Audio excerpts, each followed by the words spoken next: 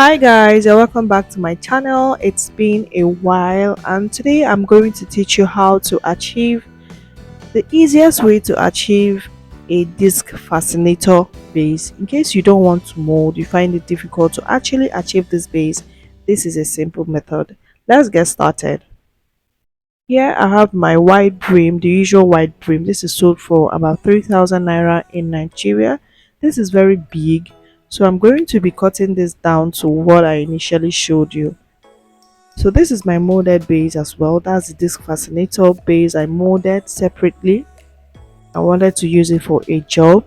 So the first thing, two methods we're going to be using. The first method, you can decide to use your compass with your pencil to mark out your desired wideness. So you use your pencil and your compass, mark out how wide you want your brim to be.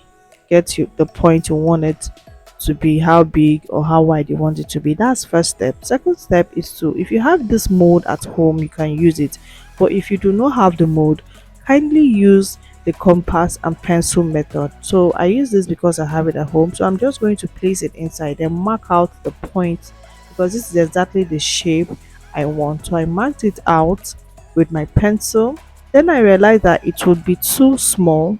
Then I went ahead to mark out 1 extra inch to give me my desired wideness. So 1 inch from the initial mark. So I marked it out with my tailor's chalk, and this is what I have. So because I don't want to just open up the brim anyhow, so that's the first mark, and that the pink one is the second mark right there. So I don't want to tear this up anyhow, so I'm just going to use my scissors and make an incision between the bias part and the inner part. So I'm just going to cut this out.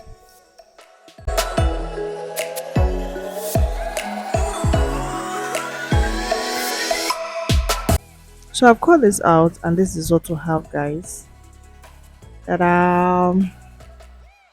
So that's exactly the shape I want, the size I want.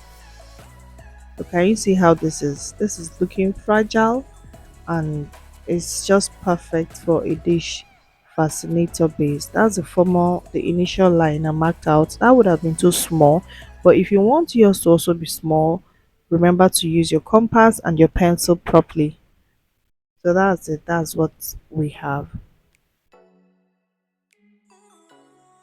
So right here is the cutout. You can use this cutout for a design as well, just like what I'm doing. You can use it to form bias strips. You can use it to design your heart anyhow you want it to be. Place your flowers, your feathers on it, and you're good to go.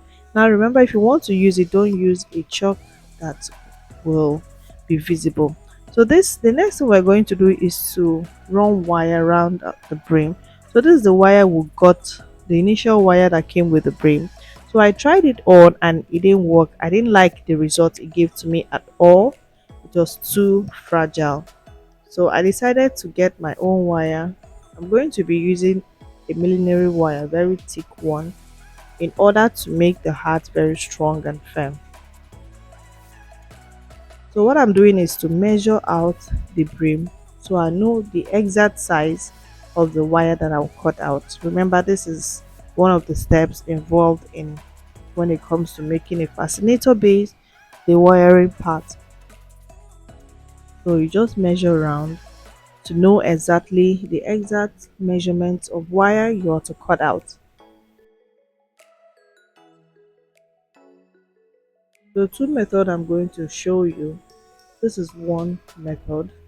So that's I have 41 inches.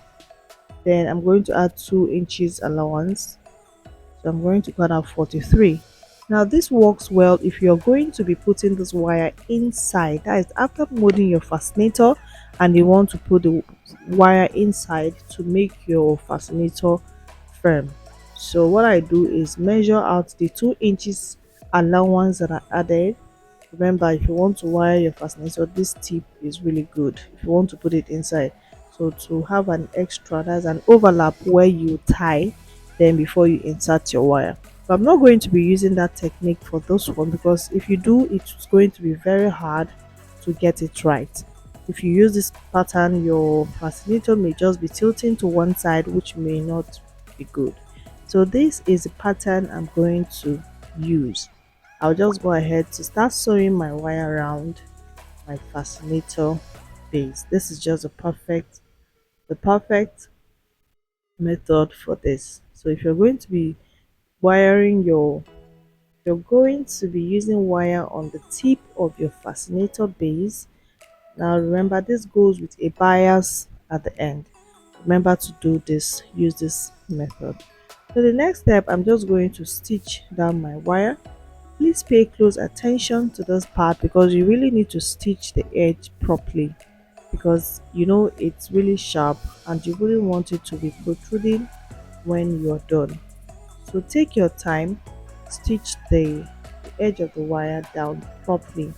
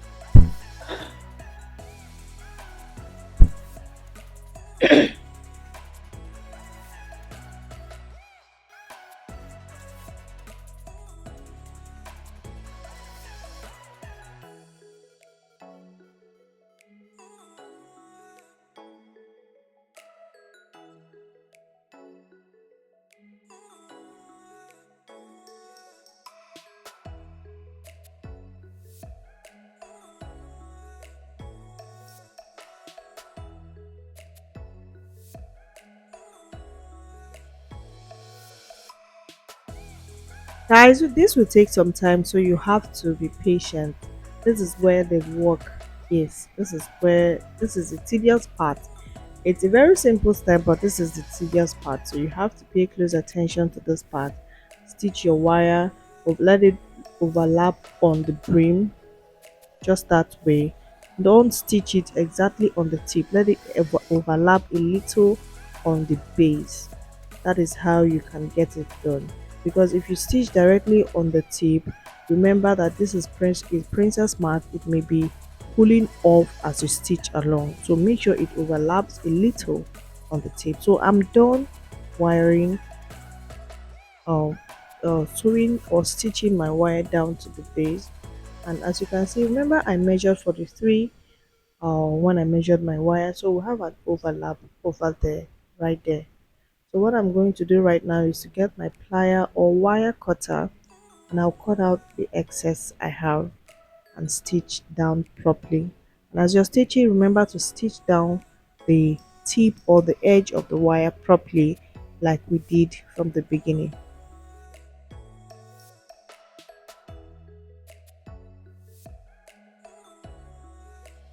The next step is I applied glue on my bias. This bias is the bias that came with the initial brim.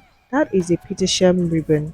So I opened it up, applied my gum, and I'm just going to cover the wire. Now, if you can stitch this part, it's also very good to avoid stains, gum stains, and to also put it in place. So if you can handle stitching it, go to your sewing machine, stitch the bias down to the base. It also gives it, you know, a, a very professional look. To it avoids or it prevents the bias from sticking up when you're done. So I'm done, guys. As you can see, the crinoline over there is just for the next job I want to use it for, so don't mind it. So I'm done with this base. This is basically how to achieve your disc fascinator base. This is amazing, guys. So here is the final look. I hope you enjoyed this tutorial, guys. So this is just it. Can you see how small and beautiful the base has become? I hope you enjoyed this tutorial. Thanks for watching.